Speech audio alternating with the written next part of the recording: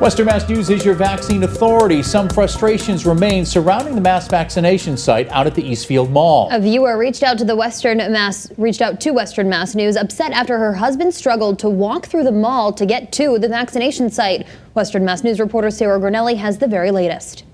Sandra Thorne and her husband both got their second dose of the coronavirus vaccine on Sunday. I got our walker out of the trunk and we started toward the door where it says entrance only.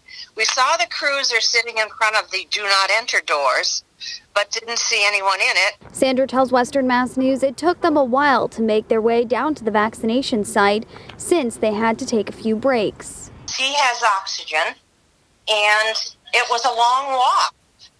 That's like, I don't know how far. It felt like a quarter of a mile walk. So we decided to use a tracking app to see the distance it takes to get from the outside of the mall into the vaccination site.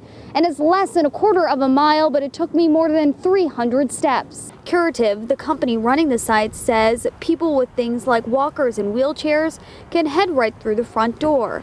However, Western Mass News found signs that say do not enter and exit only. Curative sent us a statement that reads in part, Curative has been made aware of this issue at the Eastfield Mall and is updating the signage. The Springfield Police Department has 2 officers who are working at the site. Spokesperson Ryan Walsh says they are there to help.